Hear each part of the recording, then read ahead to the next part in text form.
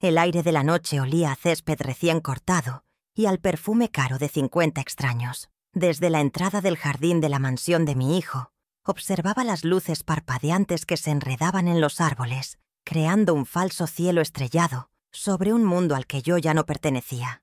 Era el cumpleaños número 45 de Mauricio, un evento diseñado para impresionar, para solidificar su lugar en un círculo social donde el valor de una persona se medía por el brillo de sus posesiones. Yo, con mi sencillo vestido de lino, confeccionado por mis propias manos, era una nota discordante en esa sinfonía de opulencia. Mi corazón, que debería estar lleno de orgullo maternal, sentía el peso de una inminente desilusión, una premonición fría que se abría paso entre la música y las risas forzadas de los invitados, que ni siquiera me miraban. Sabía que mi presencia no era un regalo, sino una interrupción. En el centro de todo, como un altar pagano, reposaba la verdadera estrella de la noche, un Bentley bacalar de un azul tan profundo que parecía absorber la luz misma. Costaba $700.000, una cifra que mi mente aún se esforzaba por procesar, el equivalente a una vida entera de mis ahorros más disciplinados. Los invitados lo rodeaban, susurrando cifras, admirando las curvas de su carrocería con una reverencia que nunca me habían dedicado a mí. Sus dedos rozaban la pintura pulida con una delicadeza que contrastaba con la brusquedad con que sus miradas me habían barrido segundos antes. Vi a Mauricio en el centro de ese círculo de admiradores, su pecho inflado, su sonrisa tan amplia y prefabricada como la del político en campaña, que sabía que tenía el voto asegurado. Él no estaba celebrando un año más de vida, estaba celebrando un trofeo, y yo era solo la invisible patrocinadora. Apenas di 3 pasos sobre el césped inmaculado.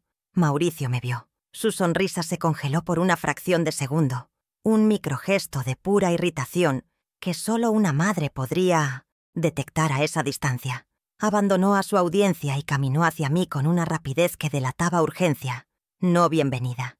Cada paso suyo sobre la hierba era una afirmación de dominio. Su traje italiano de miles de dólares, un uniforme que lo separaba de la mujer que le había cosido los uniformes escolares con una máquina de segunda mano. Sus ojos no me miraban a mí, sino a través de mí, calculando el daño potencial a su imagen, el riesgo de que mi presencia desentonara con la cuidada narrativa de éxito que había construido para sus amigos y socios comerciales. Me sentí como un viejo mueble que se había olvidado de guardar antes de que llegaran las visitas importantes. Me interceptó antes de que pudiera pronunciar una sola palabra de saludo, su voz un siseo bajo y controlado, una orden envuelta en una falsa preocupación para no llamar la atención.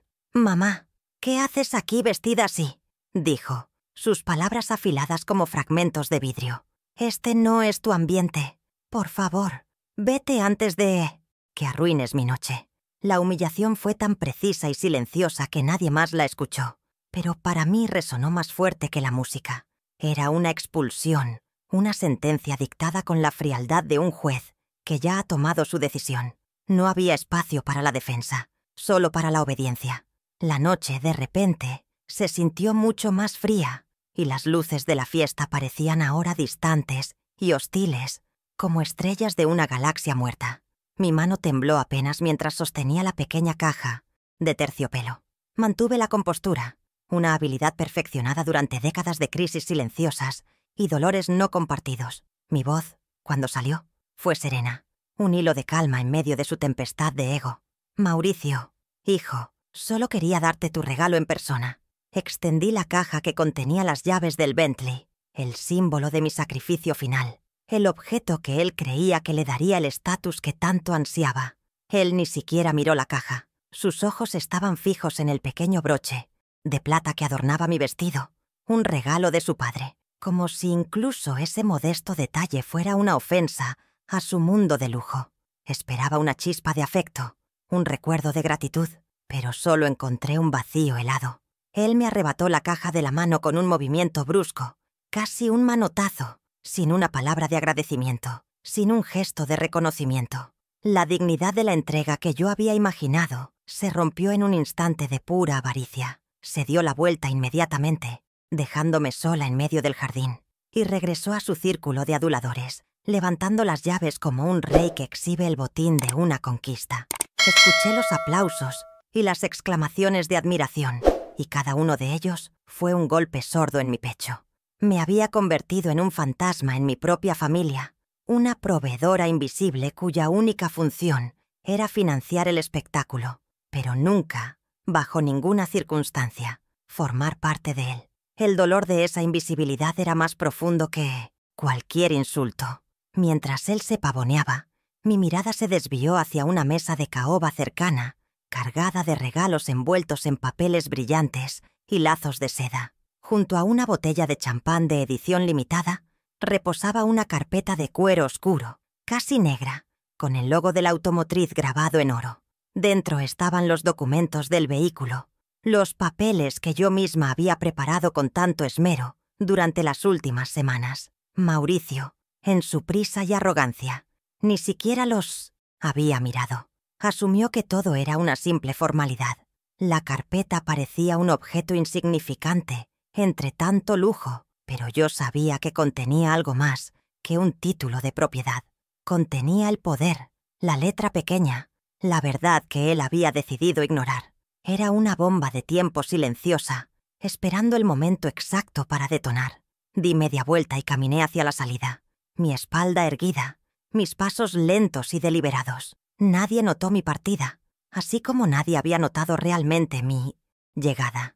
El sonido de la puerta de hierro cerrándose detrás de mí fue el punto final de un capítulo de mi vida y el comienzo de uno nuevo. Mauricio podía tener las llaves, la fiesta y la admiración de sus invitados, pero yo tenía el conocimiento. Él creía que había ganado, que me había descartado como un objeto viejo e inútil. No sabía que en esa carpeta de cuero, en esa letra pequeña que su pereza le impidió leer, yo había escrito el verdadero final de esta historia.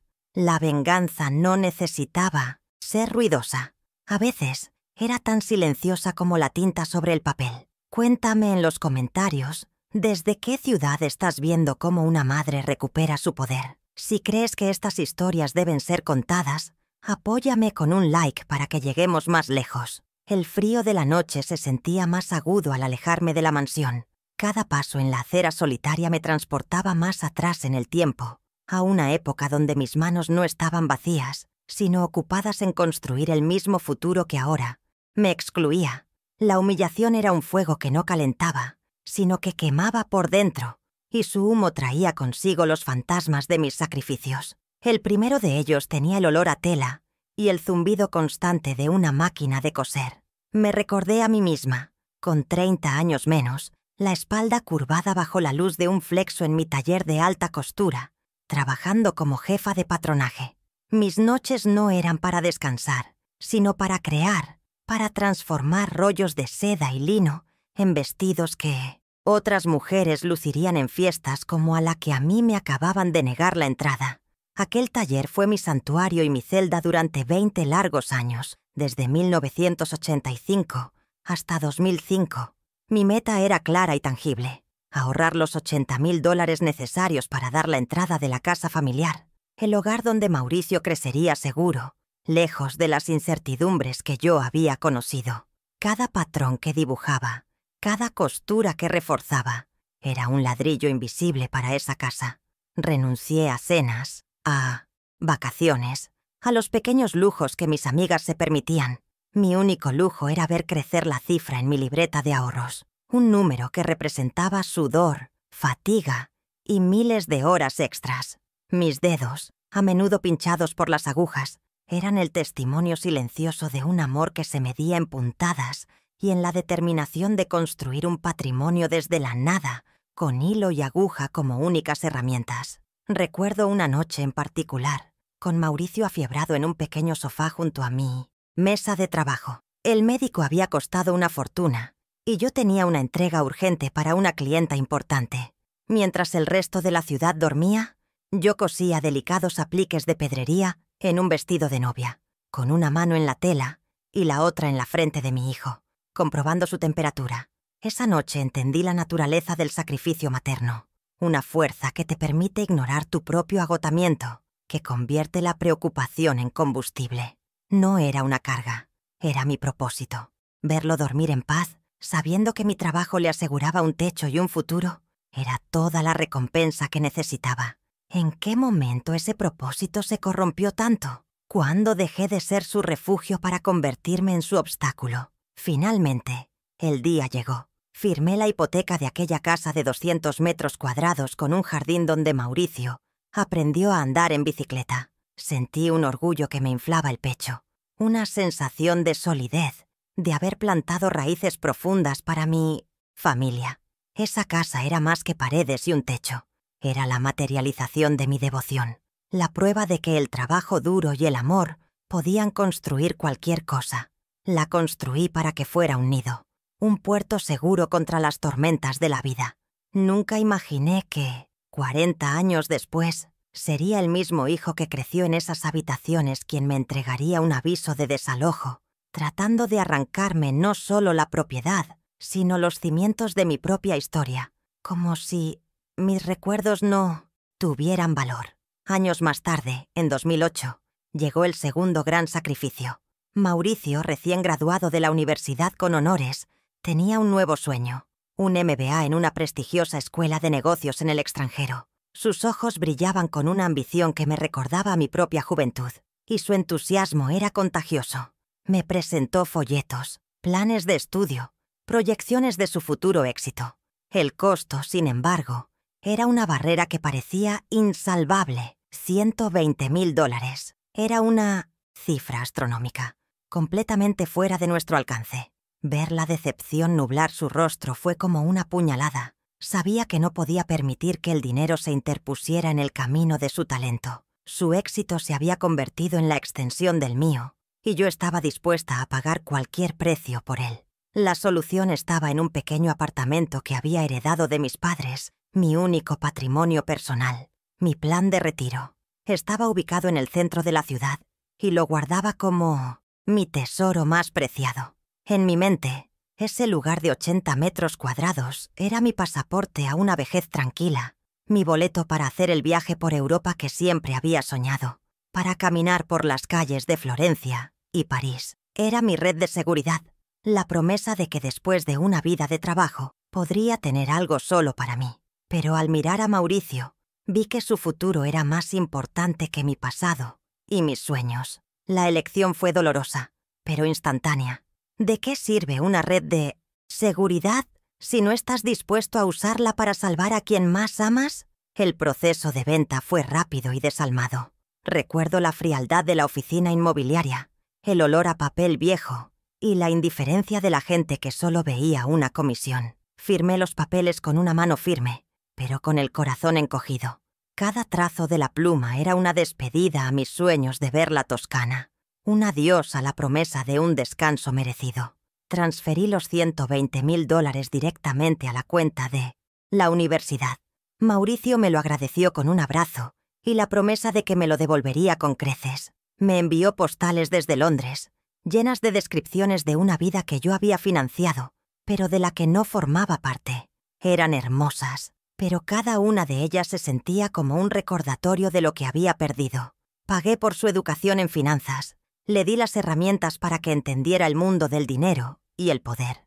Nunca se me ocurrió pensar que la primera y más importante lección que él decidiría aplicar con tanta maestría sería cómo calcular el valor de los activos de su propia madre para luego despojarla de ellos. Le enseñé a invertir en el futuro, y él decidió que yo era un activo del pasado que ya no generaba rendimientos. La ironía era tan amarga que casi podía saborearla.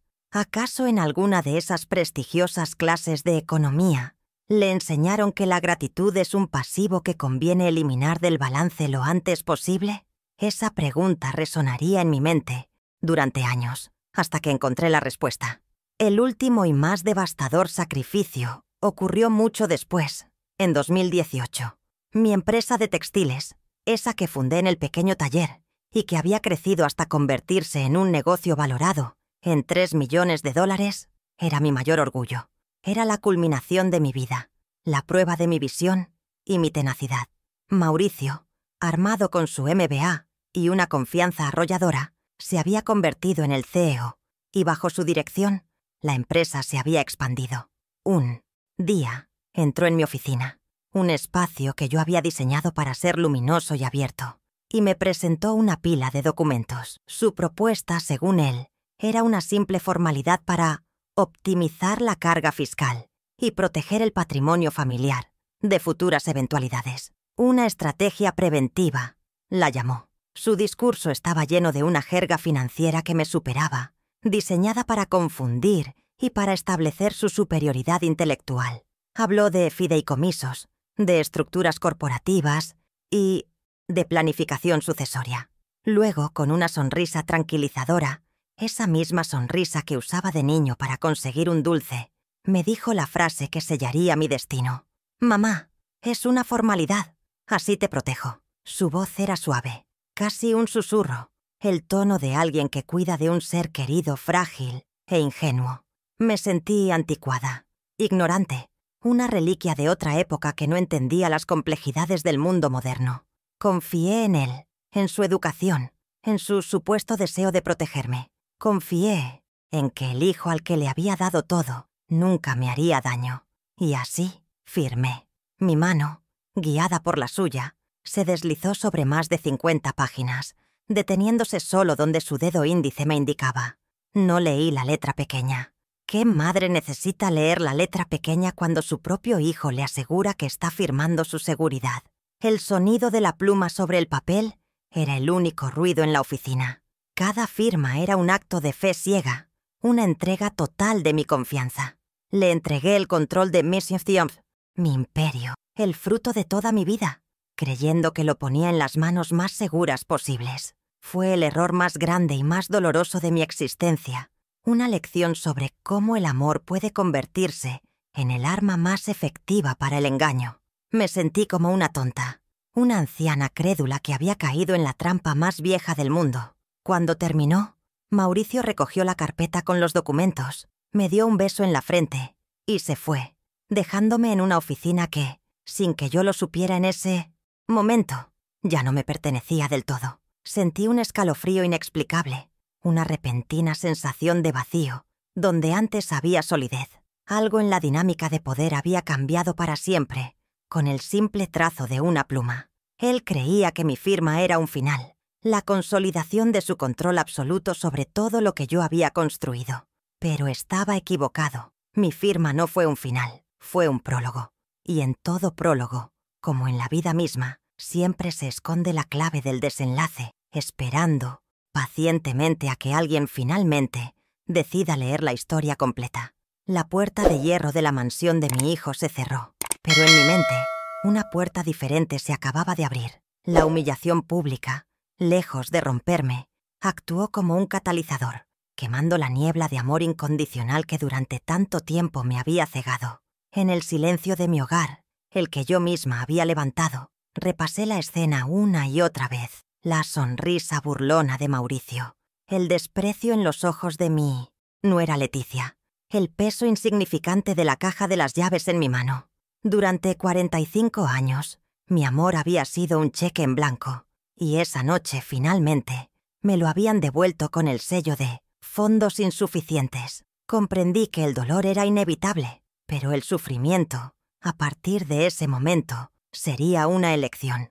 Y yo elegí no sufrir más. Elegí entender. La primera señal de que la guerra había comenzado de forma abierta llegó 2 días después, no con una declaración grandilocuente, sino con una pequeña y vulgar humillación cotidiana. Estaba en la caja del supermercado, comprando los ingredientes para un estofado, mi pequeño ritual de normalidad. Al momento de pagar, la cajera pasó mi tarjeta de crédito suplementaria, la misma que usaba desde hacía 15 años, y una luz roja parpadeó en el terminal. «¡Rechazada!», dijo la joven con una mezcla de lástima y profesionalismo. Intentó de nuevo. «Rechazada». Mauricio la había cancelado. Con un límite de apenas $2.500, era una miseria para él, pero para mí era un cordón umbilical financiero que acababa de cortar sin previo aviso. Dejé el carro lleno y salí con las manos vacías, el rostro impasible, pero con un hielo formándose alrededor de mi corazón. Esa misma tarde, impulsada por una nueva y fría claridad, Me dirigí a la vieja caja fuerte de acero que mi difunto esposo había instalado en el estudio. No buscaba dinero, buscaba certezas. Hice girar el dial, una combinación de números que correspondía a nuestra fecha de aniversario, y la pesada puerta se abrió con un gemido sutil. El interior olía a recuerdos, el primer reloj de oro de mi esposo, las cartas que me escribió durante nuestro noviazgo, un mechón del cabello de Mauricio de su primer corte, y allí, en el fondo, una pila de carpetas con los documentos importantes de nuestra vida. Mis dedos rozaron la carpeta de cuero oscuro que el concesionario del Bentley me había entregado, la misma que había visto sobre la mesa, de regalos. Mauricio no se había molestado en guardarla. Lo recordé firmando los papeles con una rapidez displicente, su mente ya en la fiesta, no en los detalles. Saqué el fajo de papeles. Mis manos, acostumbradas a la precisión milimétrica de los patrones de costura, hojearon los documentos con una atención que Mauricio nunca tuvo. El contrato de compraventa, el seguro, los registros, todo parecía en orden. Pero al final del todo, grapado casi como una ocurrencia tardía, había un documento de 2 páginas con un encabezado diferente. Mis ojos, entrenados para detectar la más mínima imperfección en una tela, se fijaron en una sola palabra en mayúsculas: contrato de comodato, un término legal que reconocí de mis días en la empresa. No era un regalo. No era una donación, era un préstamo de uso, con un plazo de devolución claramente estipulado, 30 días a partir de la firma. La sangre se me heló en las venas. El coche de $700.000 no era suyo. Legalmente, seguía siendo mío. La magnitud de la revelación me golpeó con la fuerza de una ola. No era solo la mentira, era la premeditación y, sobre todo, la arrogancia. Mauricio había firmado. Su rúbrica grande y ostentosa adornaba la parte inferior del documento, sin leer una sola cláusula. Estaba tan seguro de mi devoción, tan convencido de su derecho a mis bienes, que nunca consideró la posibilidad de que yo pusiera condiciones. Había contado con mi amor ciego, pero no con mi memoria ni con mi meticulosidad. Sostuve el papel frente a la luz, viendo el contorno de su firma. Era la prueba perfecta, un arma que él mismo me había entregado. Una sonrisa fría se dibujó en mi rostro. Un regalo, Mauricio. Se agradece con humildad. Pero un préstamo, hijo, simplemente se devuelve. Y el plazo estaba corriendo. Con esta primera pieza del rompecabezas en mi poder, supe que no podía actuar sola. Necesitaba un guía. Alguien que conociera el terreno legal tan bien como yo conocía el de la moda. Mi mente voló instantáneamente hacia el licenciado Esteban Cornejo, un hombre de 78 años, de la misma generación que mi esposo. Era nuestro abogado de familia, un vestigio de una época en que la palabra y el honor valían más que cualquier contrato. Su despacho no estaba en un rascacielos de cristal y acero, sino en un edificio antiguo del centro, un lugar que olía a sabiduría, a cuero viejo y a justicia lenta pero implacable.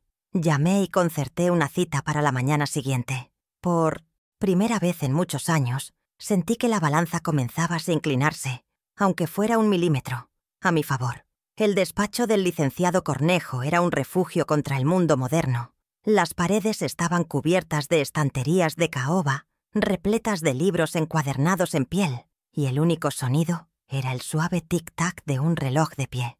Me recibió con un abrazo paternal y me sirvió una taza de té, antes de que yo pronunciara una sola palabra. Le extendí el contrato de comodato sobre su escritorio de roble macizo. Él se puso sus gafas de lectura, lo leyó en silencio y luego me miró por encima del armazón. Su arrogancia siempre fue su mayor debilidad, Clara, dijo con una calma que me tranquilizó. Esto es impecable. El coche es tuyo para recuperarlo cuando el plazo venza. Su validación fue como un bálsamo, pero él sabía que esto era solo la punta del iceberg. Su siguiente pregunta fue directa. ¿Y la casa? ¿Qué papeles firmaste sobre la casa? Mi corazón se detuvo. Le conté a Esteban sobre el día en que Mauricio me hizo firmar la transferencia de la propiedad para protegerme.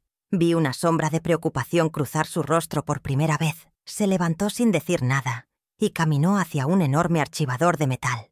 Después de unos minutos de búsqueda, extrajo una carpeta gruesa y amarillenta por el tiempo. Eran las escrituras originales de mi casa, las que firmamos mi esposo y yo, hacía 40 años. Las abrió con un cuidado casi reverencial y pasó las páginas hasta encontrar lo que buscaba.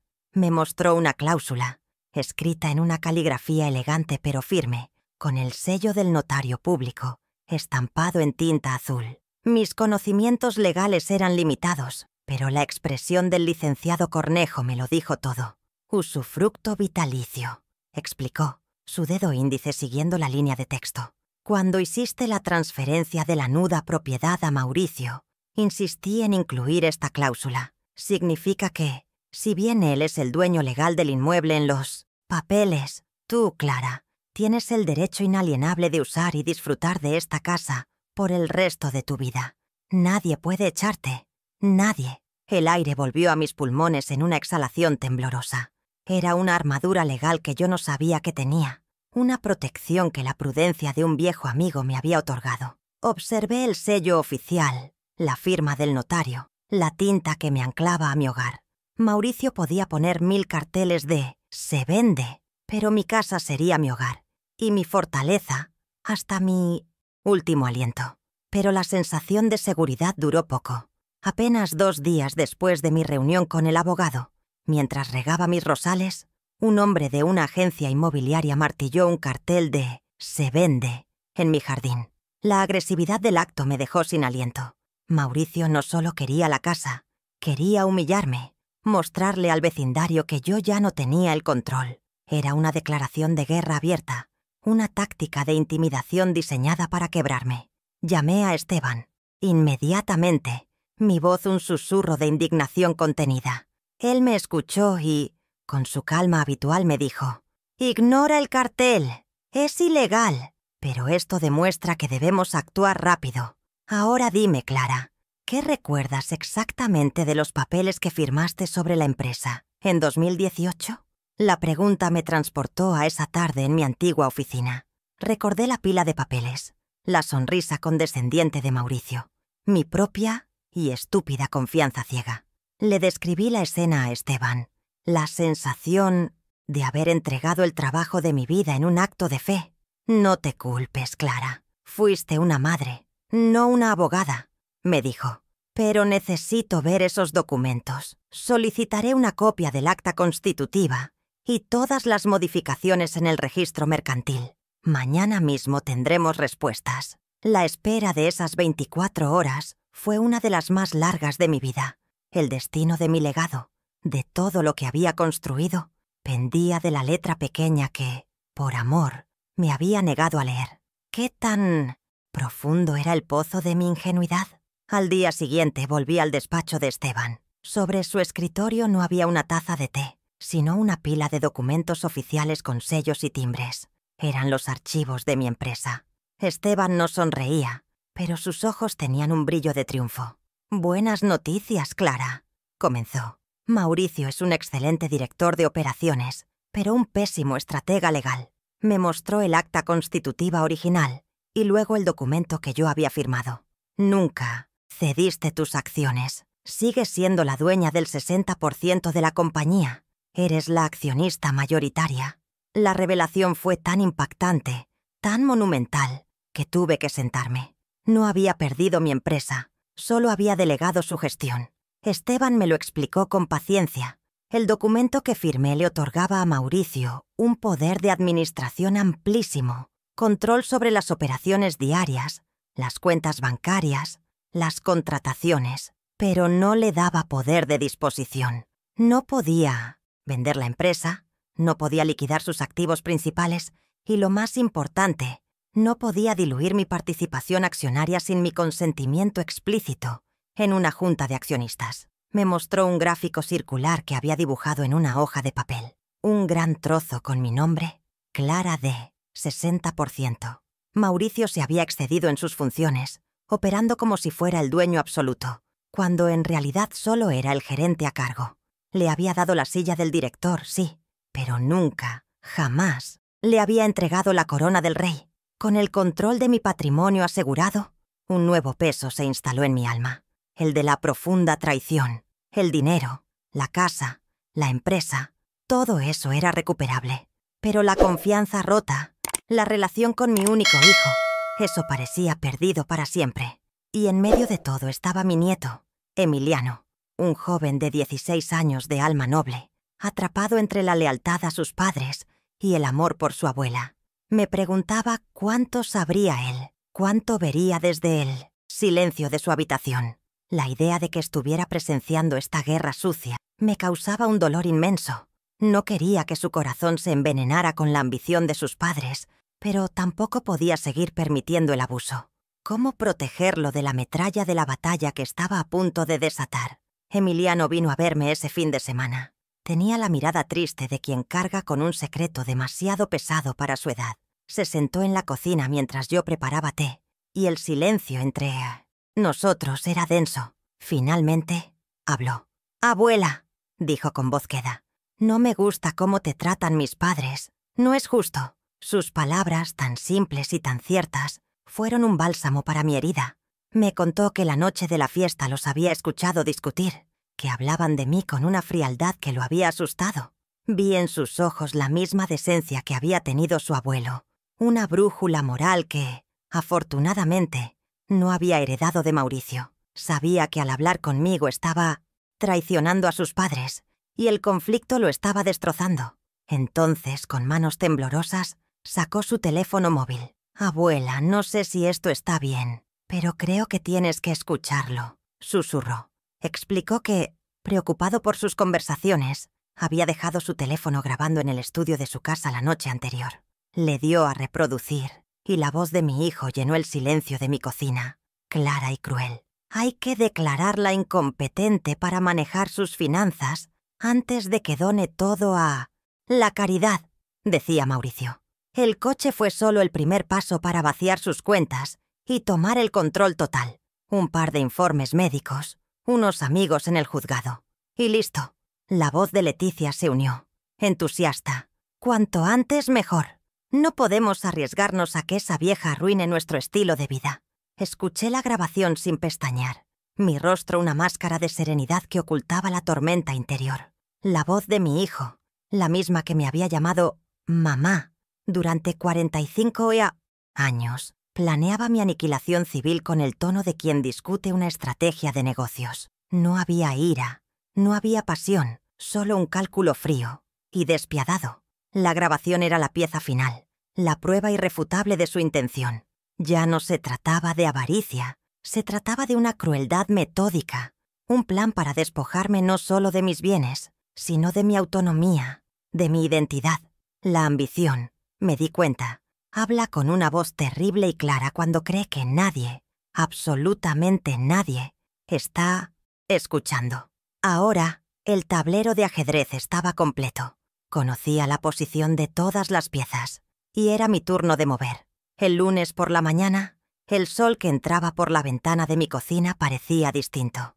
Ya no era el testigo silencioso de mi soledad, sino un reflector que iluminaba el camino que tenía por delante. La grabación de Emiliano había sido la pieza que faltaba, el catalizador que transformó mi dolor en una estrategia fría y metódica. Se acabaron las dudas, las vacilaciones y las lágrimas. El amor por mi hijo no había desaparecido, pero se había reconfigurado, endurecido como el acero, convirtiéndose en un amor que ahora exigía justicia y respeto. Mi objetivo ya no era defenderme de sus ataques, sino lanzar una contraofensiva tan silenciosa y devastadora que él no la vería venir hasta que fuera demasiado tarde. Iba a recuperar, pieza por pieza, todo lo que me había sido arrebatado. A las 10 en punto, entré en el despacho del licenciado Cornejo. La atmósfera ya no era de consuelo, sino de combate. Era un cuarto de guerra. Sobre la inmensa mesa de roble, dispusimos nuestras armas. El contrato de comodato del Bentley, la escritura con la cláusula de usufructo vitalicio, los documentos que probaban mi 60% de participación accionaria en la empresa y, finalmente, el teléfono de Emiliano, que contenía la prueba de la conspiración de mi hijo. Ver toda la evidencia junta fue una revelación. Durante años me había sentido débil y vulnerable, pero en esa mesa reposaba un poder inmenso, un arsenal legal que había permanecido latente, esperando a que yo tuviera el coraje de utilizarlo. Esteban me miró, y en sus ojos no vi lástima, sino el respeto de un general hacia otro, antes de la batalla. Nuestra estrategia no sería un ataque frontal, sino una serie de movimientos precisos, diseñados para que Mauricio se destruyera a sí mismo. La clave era su arrogancia. Decidimos usar el contrato del coche como el cebo perfecto. No le enviaríamos una carta de un abogado amenazando con acciones legales. Le enviaríamos una notificación extrajudicial, un documento formal y frío, requiriendo la devolución del vehículo en un plazo de 48 horas. Sería un golpe directo a su ego, un desafío a su estatus. Sabíamos que no se limitaría a devolver el coche. Su orgullo le exigiría una respuesta desproporcionada, y esa respuesta sería la trampa en la que caería. Estábamos usando su propio carácter en su contra, la más elegante de las estrategias de judo. Anticipamos cada uno de sus posibles movimientos. Esteban y yo pasamos una hora representando la escena. «Él te llamará», dijo Esteban, imitando la voz de Mauricio. «Te acusará de estar senil, de haber perdido la cabeza. Dirá que yo te estoy manipulando para sacarte dinero». Yo, metida en mi papel, respondí con la calma que sabía que lo desquiciaría. «Los documentos son claros, Mauricio. Tienes 48 horas». Cada escenario que planteábamos terminaba con la misma conclusión. Su furia lo llevaría a intentar despojarme de mi último vestigio de poder en la empresa, mi puesto en el consejo directivo. Convocaría una junta extraordinaria para declararme incompetente. Y esa junta, su escenario de triunfo, sería en realidad nuestro campo de batalla elegido. La reunión terminó con un apretón de manos. El plan estaba trazado, cada paso medido, cada consecuencia anticipada. Al salir del despacho de Esteban y volver a la luz del sol, me sentí como una arquitecta que acaba de finalizar los planos de una fortaleza inexpugnable. Durante años Mauricio había estado demoliendo mi vida ladrillo a ladrillo, creyendo que yo era una estructura vieja y ruinosa.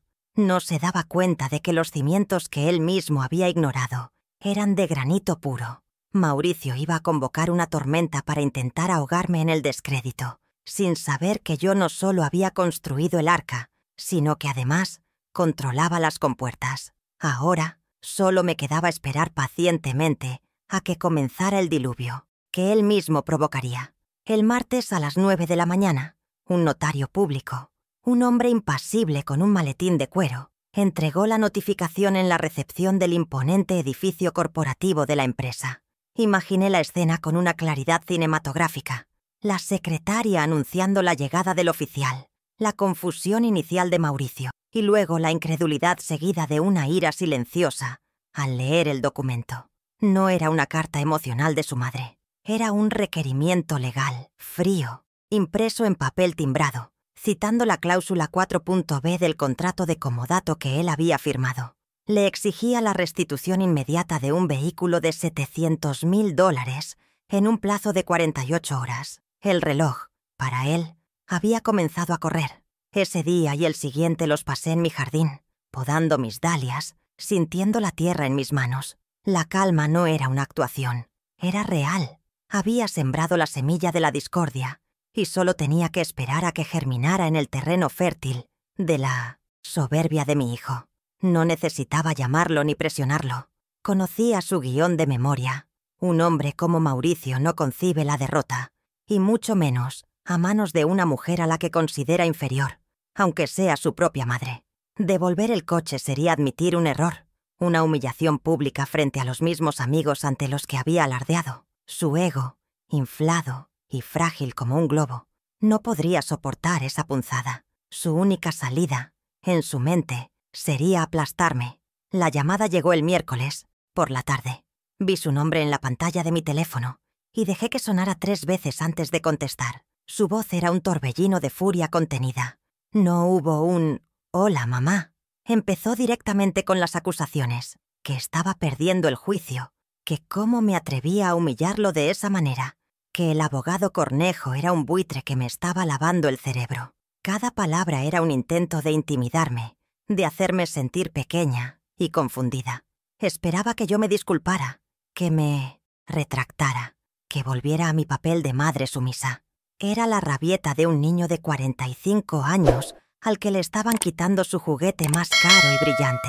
Escuché su diatriba en silencio, sin interrumpir. Cuando finalmente se quedó sin aliento, mi respuesta fue de una simplicidad que sabía que lo enfurecería aún más. La notificación es clara, Mauricio. El contrato que firmaste es legal. Tienes hasta mañana para devolver el vehículo. Hubo un segundo de silencio atónito al otro lado de 1200, la línea, y luego la explosión final. ¿Ah, sí? ¿Quieres jugar a esto, mamá? Perfecto. Acabo de convocar una junta extraordinaria del Consejo para el viernes a las 5 de la tarde. El único punto en la agenda será tu remoción inmediata, basada en tu evidente e incapacitante estado de salud mental. Veremos quién se ríe al final. Y colgó. Sonreí levemente. El gran pez no solo había mordido el anzuelo, se lo había tragado entero. El jueves, ejecuté la segunda fase de mi plan silencioso. A las 4 de la tarde, entré en la sede central del banco donde la empresa tenía sus cuentas principales. No vestía como la madre de Mauricio, sino como Clara Domínguez, la fundadora y accionista mayoritaria. Llevaba un traje sastre de lana fría que yo misma había diseñado hacía 30 años y que seguía siendo impecable. Fui recibida por el gerente de la sucursal, un hombre que me conocía desde que firmé el primer préstamo para comprar las máquinas de coser industriales. Me trató con una deferencia que mi hijo había olvidado hacía mucho tiempo, reconociendo el poder silencioso que yo representaba para la institución. En su oficina privada, le presenté los documentos que acreditaban mi posición como dueña del 60% de la compañía. Con la autoridad que me confería la ley, solicité 2 acciones inmediatas. Primero, una auditoría completa y exhaustiva de todas las cuentas corporativas de los últimos 24 meses, con un enfoque particular en los gastos de representación y las tarjetas de crédito ejecutivas. Quería un mapa detallado de cada dólar que se había gastado, cada lujo que se había financiado con el sudor de mi trabajo. El gerente asintió, tecleó unas órdenes en su computadora y el proceso se puso en marcha sin ninguna objeción. La maquinaria de la verdad había comenzado a moverse y sus engranajes eran implacables. Mi segunda solicitud fue aún más directa. A partir de este momento, dije con una voz que no admitía réplica, ordeno la cancelación inmediata de las tarjetas de crédito corporativas a nombre de Mauricio Domínguez y su esposa, Leticia Palma. El gerente ni siquiera parpadeó. Unas cuantas pulsaciones más en su teclado y el flujo de dinero que sostenía su opulento estilo de vida se cortó de raíz. Imaginé a Leticia en una de sus boutiques favoritas, entregando su tarjeta de titanio solo para que fuera rechazada. Imaginé la confusión, la vergüenza, la llamada frenética a un Mauricio que descubriría que su poder financiero se había evaporado. Era un movimiento pequeño, quirúrgico, pero sabía que su impacto psicológico sería inmenso. El castillo de naipes financieros sobre el que vivían estaba a punto de temblar. ¿Qué momento de esta historia te ha hecho sentir que la justicia es posible? Si crees que el coraje merece ser compartido, deja tu like para que esta narración inspire a más personas. Al salir del banco, el sol de la tarde bañaba la ciudad en una luz dorada. Sentí cómo el poder, que durante años había fluido en una sola dirección, secando mi vitalidad y alimentando su ego, comenzaba a regresar a su cauce original. No era una sensación de euforia, sino de equilibrio restaurado, de orden natural. Mauricio y Leticia aún no lo sabían, pero el mundo sobre el que caminaban con tanta arrogancia había cambiado fundamentalmente bajo sus pies. Todavía tenían sus títulos, su mansión y sus coches, pero yo les había quitado el combustible. El viernes por la tarde, mi hijo entraría en esa sala de juntas creyendo que iba a ser mi juicio. No sabía que, en realidad, estaba caminando directamente hacia el suyo. El viernes llegó, y con él, una calma absoluta. Pasé la mañana preparando no solo mi estrategia, sino también mi armadura. Abrí un baúl de cedro que no había tocado en años y saqué un traje de 2 piezas de color azul marino, una de mis propias creaciones de la época dorada de mi carrera. La tela era de una calidad que ya no se encuentra, y el corte, atemporal y elegante. Vestirme con Él fue como recuperar una parte de mí misma que había mantenido dormida. Me miré en el espejo y no vi a una anciana frágil. Vi a una fundadora, a una estratega, a una mujer que había construido un imperio y que ahora se disponía a reclamarlo de las manos de un usurpador. El licenciado Cornejo llegó a mi casa a mediodía. Juntos, repasamos la presentación por última vez. Cada documento estaba escaneado y organizado en una secuencia lógica y demoledora. El archivo de audio de Emiliano estaba listo para ser reproducido en el sistema de sonido de la sala de juntas. No dejamos nada al azar. Nuestra coreografía de la verdad estaba ensayada hasta el último detalle. Esteban actuaría como el maestro de ceremonias legal, presentando las pruebas con la formalidad que la situación requería, mientras que yo sería la narradora, la voz que conectaría cada documento con la historia de traición que revelaban. Nuestra ofensiva sería tan abrumadora que no tendrían tiempo de preparar una defensa. Poco antes de salir, Emiliano vino a despedirse. Sus ojos reflejaban una mezcla de miedo y orgullo. Tomé sus manos entre las mías y le dije: «Tu valentía ha hecho todo esto posible. Lo que voy a hacer hoy no es por venganza, es para proteger el legado de tu abuelo y el futuro de esta familia. Una empresa construida sobre la decencia no puede ser dirigida por la ambición desmedida». Él asintió, comprendiendo la gravedad del momento. Ver la integridad en mi nieto me dio la última pizca de fuerza que necesitaba. Esta lucha no era solo por mi dignidad, sino para demostrarle a la única persona en esa familia que aún merecía la pena, que los principios al final siempre prevalecen sobre el engaño.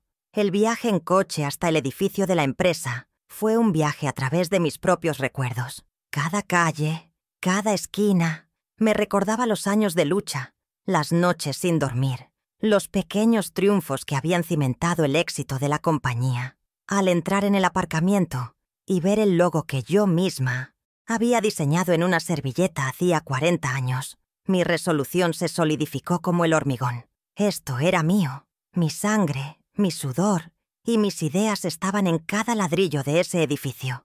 No iba a permitir que fuera profanado por la vanidad de un hombre que había olvidado de dónde venía, que confundía herencia con merecimiento y que trataba a su propia madre como un escalón en su ascenso social. Caminé por el vestíbulo de mármol, mis tacones resonando con una cadencia firme y decidida. Los empleados que se cruzaban conmigo me miraban con una mezcla de sorpresa y curiosidad. Hacía tiempo que no me veían por allí, y mi presencia, en un día en que se celebraba una junta extraordinaria, era una anomalía que generaba susurros. Los ignoré. Mi destino era la sala de juntas del último piso. Al llegar frente a las dobles puertas de caoba, me detuve un instante. Podía oír las voces apagadas en el interior. La reunión del viernes no era mi final, como mi hijo creía. Era el suyo. Y yo, Clara Domínguez, estaba a punto de entrar y leer en voz alta el veredicto que él mismo había escrito con sus acciones. Yo no necesité estar presente para saber que la primera ficha del dominó había caído. Ocurrió el jueves por la noche, mientras yo disfrutaba de una taza de té en la quietud de mi jardín. Me los imaginé en uno de esos restaurantes caros y pretenciosos a los que les encantaba ir, lugares donde la comida era secundaria y el verdadero plato principal era ser visto. Seguramente estarían celebrando por adelantado, brindando por la inminente jubilación que planeaban para mí en la junta del día siguiente. Me imaginé a Leticia, con un vestido de seda que probablemente costaba más que mi pensión mensual, hablando de su próximo viaje a las Maldivas, un viaje que, por supuesto, se cargaría a la cuenta de la empresa que yo había fundado. Su mundo, construido sobre cimientos de mi dinero, parecía inexpugnable para ellos. Mauricio, por su parte, seguramente estaría pavoneándose, minimizando mi notificación sobre el coche como una simple pataleta de vieja. Le estaría explicando a Leticia, con esa suficiencia que yo conocía tan bien, que la junta del viernes era un mero trámite, que tenía a todos los miembros del consejo comiendo de su mano. Se sentiría intocable, en la cima de su poder, creyendo que su madre era solo un último y molesto cabo suelto que estaba a punto de atar. La arrogancia es una droga poderosa, y mi hijo había sido un adicto durante demasiado tiempo. Esa noche, sin que él lo supiera, estaba a punto de experimentar los primeros y amargos síntomas de la abstinencia forzada, una dosis de realidad que le sería administrada en público. El momento culminante de su cena de celebración habría llegado con la cuenta. Me lo imagino. Una cartera de cuero italiano.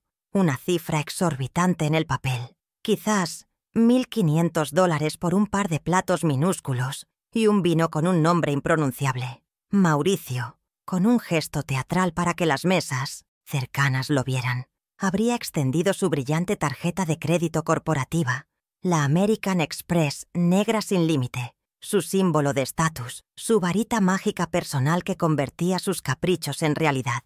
El camarero la habría tomado con una reverencia, como se toma el cetro de un rey. Para Mauricio, ese simple acto de pagar era la reafirmación de su éxito, la prueba tangible de que él era el hombre que todos en esa sala aspiraban a ser. Pero entonces, el guión que él había escrito para su vida perfecta se habría roto.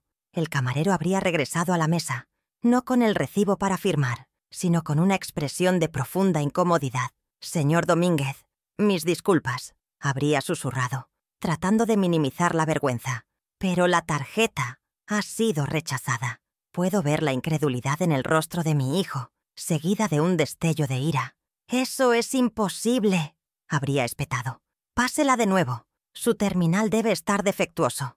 La humillación pública, esa misma que él me había infligido en su jardín, comenzaba a devolverle la visita en el lugar que más le dolía, frente a la audiencia que tanto se esforzaba por impresionar. La vergüenza se habría convertido en pánico cuando Leticia, intentando salvar la situación, ofreciera su propia tarjeta corporativa, solo para recibir la misma respuesta devastadora.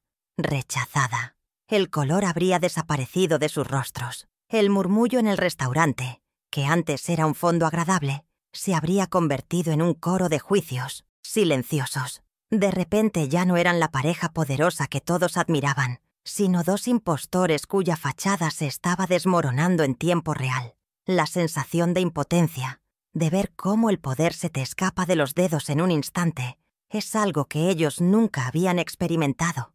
Esa noche yo les di su primera lección. Era una lección gratuita, aunque la cuenta del restaurante no lo fuera. Forzado a pagar con su tarjeta de débito personal, un acto que para él equivalía a una confesión de fracaso, Mauricio habría salido de allí arrastrando a Leticia, su orgullo hecho jirones. La cena de celebración se había transformado en un funeral para su invencibilidad. No se trataba solo del dinero, se trataba de la erosión de su imagen, de la primera grieta en la armadura de su poder. Esa pequeña victoria, ejecutada con un par de llamadas telefónicas y unas cuantas pulsaciones de teclado, era más efectiva que cualquier discusión a gritos. Les había demostrado, de la forma más sutil y cruel, que el poder que ellos creían poseer no era suyo, solo se lo había prestado, y el plazo para devolverlo todo acababa de empezar. Yo no estuve allí para verlo, por supuesto, pero pude sentir la onda expansiva de su ego al estrellarse contra la dura realidad. Esa noche Mauricio no dormiría. La humillación conectaría los puntos en su cabeza. La notificación del coche, las tarjetas rechazadas, todo apuntaría en una sola dirección, hacia mí. Su furia ya no sería condescendiente, sino visceral, desesperada. Lo había acorralado, y un animal acorralado es siempre el más peligroso. La junta del viernes ya no sería un simple trámite para él. Se había convertido en una batalla por su supervivencia, por su honor, por todo su estilo de vida. Y esa desesperación era exactamente el estado mental en el que lo necesitaba para el enfrentamiento final. Esta pequeña victoria no resolvía el conflicto principal, pero cambiaba por completo la dinámica del poder. Le había quitado a mi hijo su arma más potente, la confianza ciega en su propia autoridad. Lo había desestabilizado, lo había hecho dudar. Entraría en esa sala de juntas no como un rey a punto de dictar sentencia, sino como un tirano cuyo trono comenzaba a tambalearse peligrosamente. La tensión para el gran confronto había alcanzado su punto máximo. Él llegaría buscando aniquilarme para recuperar el control, sin saber que cada paso furioso que daba lo acercaba más al centro de la red que yo, con la paciencia de una araña, había tejido cuidadosamente a su alrededor. La función estaba a punto de comenzar. Entré en la sala de juntas y un silencio denso y expectante cayó sobre los presentes. Era un espacio diseñado para intimidar. Una larga mesa de caoba pulida que reflejaba las luces frías del techo, sillas de cuero negro y una vista panorámica de la ciudad que yo había conquistado. Alrededor de la mesa estaban sentados los 10 miembros del consejo directivo, hombres y mujeres con rostros serios, algunos leales a Mauricio, otros simplemente oportunistas, y todos visiblemente incómodos. En la cabecera, mi hijo, con una expresión de fingida solemnidad que apenas ocultaba la furia que le ardía por dentro desde la humillación del restaurante. A su lado, Leticia, pálida y tensa. Tomé mi asiento, el que me correspondía como fundadora, y coloqué mi maletín sobre la mesa. El juego final estaba por comenzar. Mauricio dio inicio a la sesión con una voz impostada, cargada de una falsa piedad. Gracias a todos por venir a esta junta extraordinaria, convocada por una razón penosa pero necesaria. Comenzó, paseando la mirada por los rostros del consejo. Como saben, mi madre, Clara Domínguez, ha sido una figura fundamental en esta empresa. Sin embargo, en los últimos meses hemos observado un comportamiento cada vez más errático y preocupante. Hizo una pausa dramática, dejando que las palabras calaran. Su reciente intento de revocar la donación de un vehículo, un regalo de cumpleaños, es solo el último ejemplo de una confusión mental que, me temo, representa un riesgo para la estabilidad de nuestro patrimonio y nuestra compañía. Para apuntalar su farsa, proyectó en la gran pantalla un supuesto informe médico. Era un documento de 3 páginas, lleno de terminología psicológica compleja y gráficos confusos, firmado por un doctor del que yo nunca había oído hablar.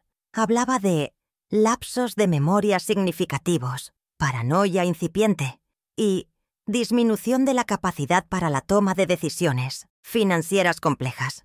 Era un asesinato de mi reputación, una ejecución pública de mi lucidez, todo diseñado para pintar la imagen de una anciana senil que necesitaba ser controlada por su propio bien. Observé las caras de los directores. Algunos mostraban escepticismo, pero otros, los más cercanos a Mauricio, asentían con gravedad, listos para validar la mentira. Me sentí como una acusada en un juicio de brujas. Con su evidencia presentada, Mauricio dio el golpe de gracia. Por lo tanto, dijo, su voz teñida de un falso pesar, con el corazón roto, pero con mi deber hacia esta compañía como principal prioridad, propongo una moción para remover a mi madre de su puesto en el consejo directivo y, adicionalmente, solicito a este consejo que apruebe mi nombramiento como apoderado legal sobre su paquete accionario para protegerla de influencias externas y de sus propias decisiones perjudiciales. Se sentó, cruzó las manos y dijo, someto la moción a votación. El silencio era absoluto. El momento de mi aniquilación corporativa había llegado. La trampa, en su opinión, se había cerrado perfectamente.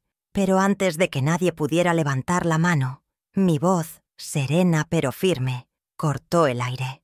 Gracias, Mauricio, por tu conmovedora y detallada preocupación por mi bienestar, dije, levantándome lentamente de mi silla. Todas las cabezas se giraron hacia mí. Es un gesto verdaderamente filial. Sin embargo, antes de que este honorable consejo vote sobre mi salud, quizás sería más productivo que votaran sobre la base de los hechos irrefutables. Caminé con paso seguro hacia el podio, sintiendo todas las miradas sobre mí. Ya no era una madre dolida. Era una accionista mayoritaria, a punto de ejercer su poder. Si me permiten, me gustaría aclarar un par de puntos sobre la estructura de poder en esta compañía. Señalé con un gesto al licenciado Cornejo, quien, con un clic en su computadora portátil, cambió la imagen en la pantalla. El informe médico falso desapareció y, en su lugar apareció un gráfico circular, simple y demoledor. El gráfico mostraba la distribución accionaria de la empresa. Una porción enorme, de un azul intenso, ocupaba más de la mitad del círculo, y junto a ella, una leyenda en letras grandes. Clara Domínguez, fundadora, 60%. Un murmullo recorrió la sala. Como pueden ver, continué, el poder de mi hijo en esta empresa siempre ha sido administrativo, nunca propietario. Yo soy, y siempre he sido, la autoridad final en cualquier decisión. Estratégica. Fui yo quien le dio su silla, y soy yo quien puede quitársela. El rostro de Mauricio se descompuso. El color huyó de sus mejillas, dejando una máscara pálida de incredulidad y pánico. Intentó balbucear una objeción, algo sobre los acuerdos firmados, pero lo interrumpí con un gesto de la mano. De hecho, añadí con una calma glacial, según los estatutos que yo misma redacté, esta junta que convocaste para destituirme es, en sí misma, irregular. Como accionista mayoritaria, soy la única persona con la potestad de convocar una junta para remover a un miembro del consejo. Hice una pausa, disfrutando del impacto de mis palabras.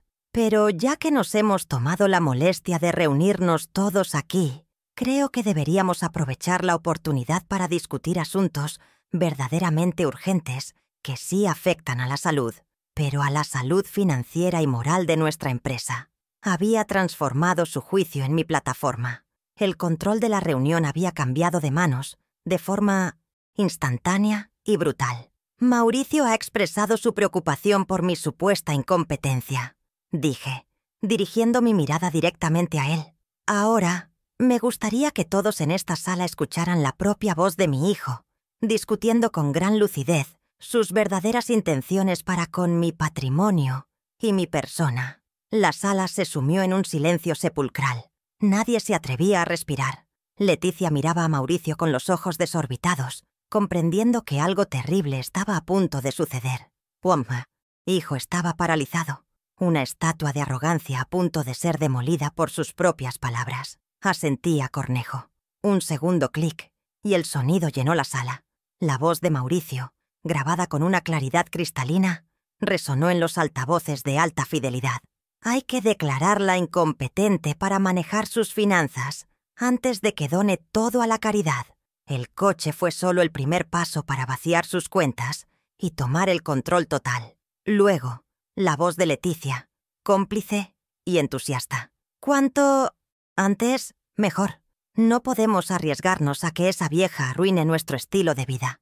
El audio terminó, pero las palabras quedaron flotando en el aire, venenosas e imborrables. Los directores miraban a Mauricio, sus rostros una mezcla de asombro, repulsión y, en algunos, de miedo por haber sido aliados de un conspirador. Leticia ahogó un sollozo y se cubrió la boca con la mano. Mauricio estaba lívido, su mandíbula apretada con tanta fuerza que parecía que sus dientes se iban a romper. El informe médico falso, su gran arma, ahora parecía un chiste patético frente a la cruda realidad de su propia voz, conspirando para despojar a su madre. La base moral de su ataque se había desintegrado por completo. Ya no era un hijo preocupado protegiendo a su madre enferma. Era un depredador atrapado en el acto, expuesto ante las mismas personas cuyo respeto y admiración tanto ansiaba. Su humillación era total, pública y absolutamente innegable. Había perdido la guerra por los corazones y las mentes en menos de 30 segundos. Mientras el eco de la grabación aún resonaba, el licenciado Cornejo se puso de pie. Su presencia era la de un patriarca, su voz grave y autoritaria. «Además de la conspiración para cometer fraude que acabamos de escuchar», dijo, dirigiéndose al consejo, «existen otros actos que demuestran un patrón de abuso. Me refiero específicamente a los recientes intentos del señor Domínguez de desalojar a su madre de la casa en la que ha vivido durante 40 años. Un acto de crueldad que, además, es legalmente improcedente». Proyectó en la pantalla la cláusula del usufructo vitalicio, resaltada en amarillo. Explicó su significado de forma clara y concisa, dejando claro que mi derecho a vivir en mi hogar era absoluto e inviolable. Cada prueba era un clavo más en el ataúd de la carrera de Mauricio. El complot, la crueldad, la ilegalidad, todo formaba un mosaico de traición que ya nadie en esa sala podía ignorar. Los pocos aliados que le quedaban a mi hijo ahora evitaban su mirada, sus rostros convertidos en máscaras de neutralidad profesional, distanciándose del barco que se hundía a toda velocidad. Él estaba solo, aislado en la isla de su propia ambición, mientras las olas de la verdad se estrellaban contra él. Su intento de pintarme como una anciana loca se había vuelto en su contra, revelándolo a él como un hombre sin escrúpulos ni honor. Entonces, desde el podio, di el golpe final. «Y para concluir», dije, mi voz tranquila pero cargada de finalidad, respecto al automóvil de $700.000, el supuesto regalo que inició todo esto.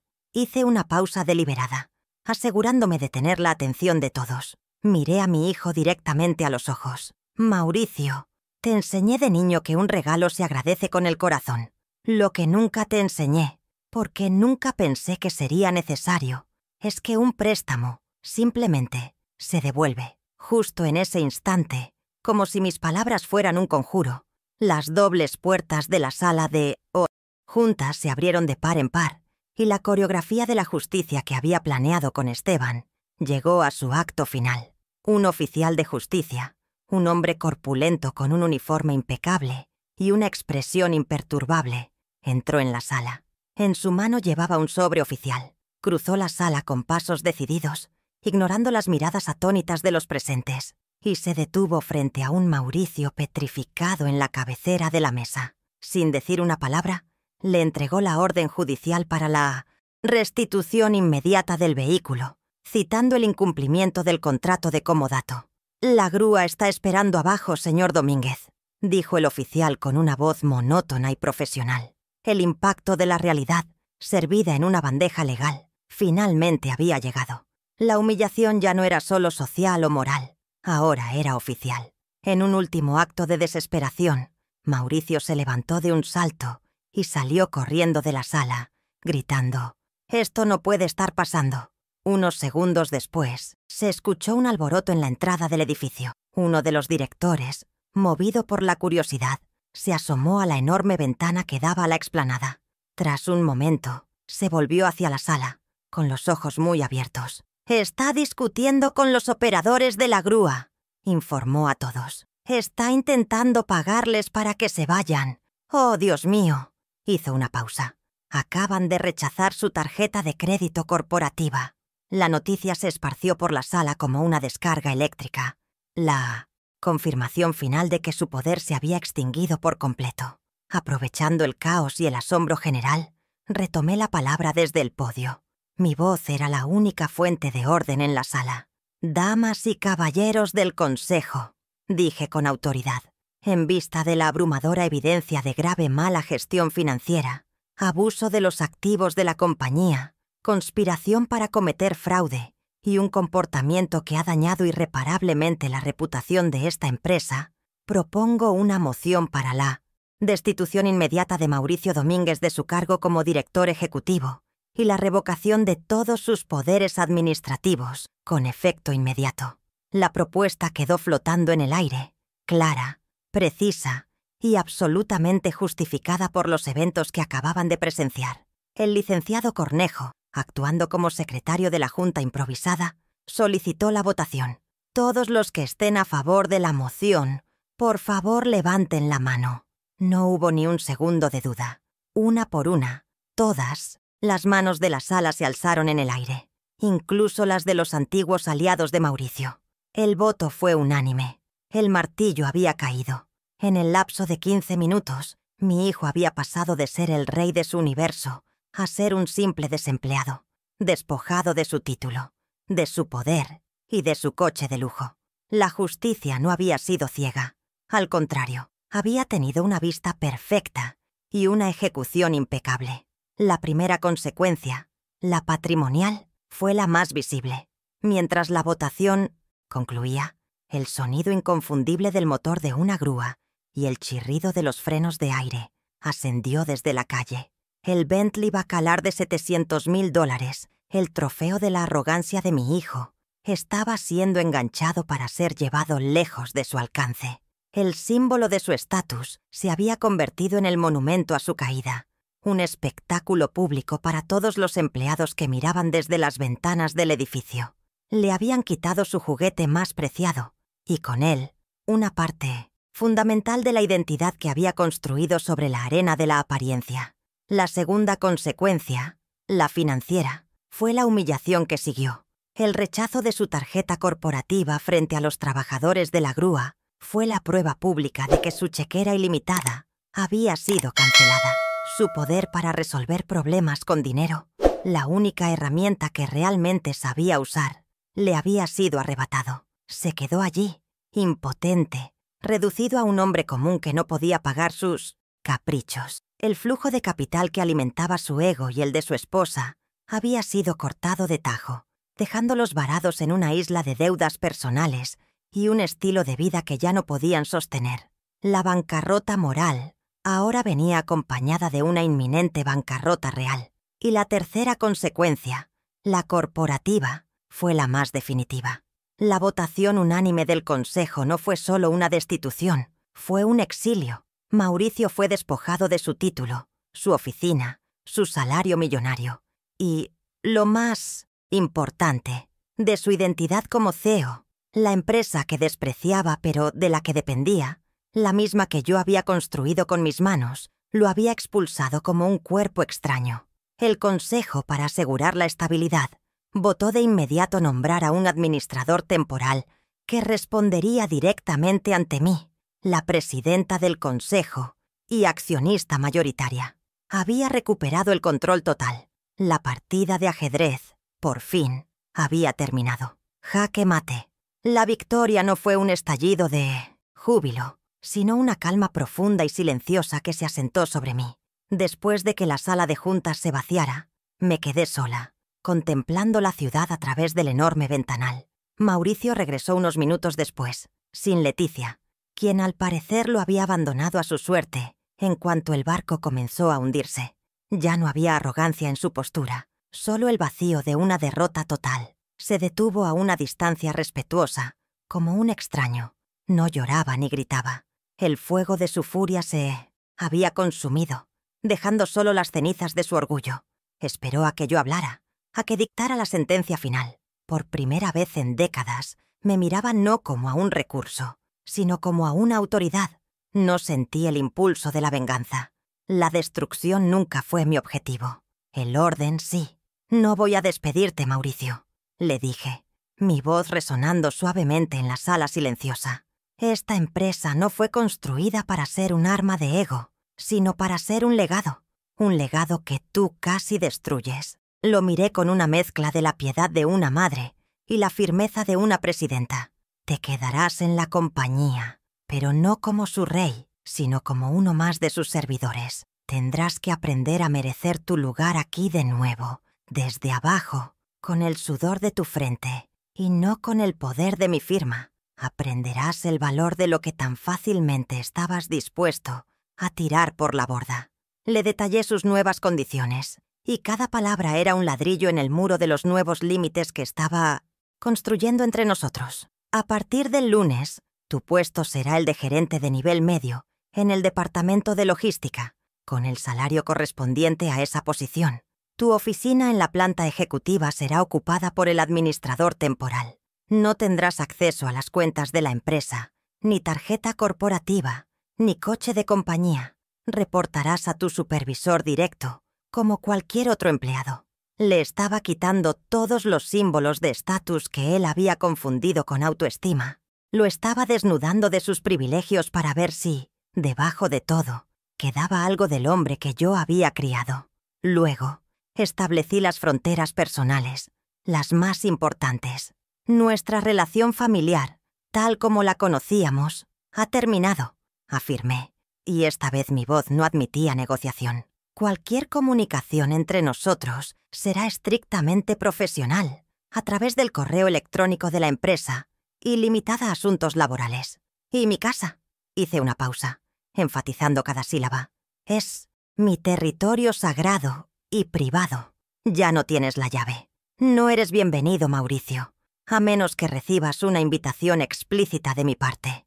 Has perdido ese privilegio. Le quité el poder de invadir mi espacio, mi paz, mi vida. El control sobre mi propio umbral era, quizás, la victoria más dulce de todas. Él no protestó. No había argumentos que pudiera esgrimir, ni defensas que pudiera presentar. Simplemente asintió, una inclinación de cabeza casi imperceptible, la de un rey depuesto que acepta los términos de su rendición. Se dio la vuelta y salió de la sala de juntas, de mi oficina, de mi vida como yo la conocía. Lo vi caminar por el pasillo, su figura encorvada, despojada de la falsa confianza que lo había sostenido durante tanto tiempo. No sentí alegría, solo una profunda y melancólica sensación de justicia. Había perdido a mi hijo, pero había recuperado mi vida, mi dignidad y mi paz. Y ese, me di cuenta, era un intercambio que estaba dispuesta a aceptar, sin remordimientos. Han pasado 6 meses desde aquel día. La empresa, bajo la supervisión del administrador y mis directrices, se ha estabilizado, purgando los excesos y volviendo a los principios de calidad y trabajo duro sobre los que la fundé. Mi jardín, como mi vida, ha florecido en este tiempo de paz. Los rosales nunca han estado más hermosos y el aire huele a tierra húmeda y a nuevos comienzos. La casa, que una vez se sintió como el escenario de una futura batalla, ha vuelto a ser mi santuario, un lugar de silencio y serenidad donde el único eco que se escucha es el de mis propios pensamientos, libres y sin miedo. Cada amanecer es una confirmación de que tomé la decisión correcta. Mi nieto, Emiliano, me visita cada fin de semana. Nuestra relación se ha fortalecido, cimentada en el respeto mutuo. Sentados en la terraza, no solo hablamos de sus estudios o de sus amigos. Le enseño a leer los estados financieros de la empresa. Le explico la diferencia entre un activo y un pasivo, entre el ingreso y el flujo de caja, entre el valor real y el precio inflado. Le estoy pasando mi verdadero legado, no el dinero, sino el conocimiento, la prudencia y la integridad. Quiero que él entienda que un imperio se construye con sabiduría y decencia, no con arrogancia y engaño.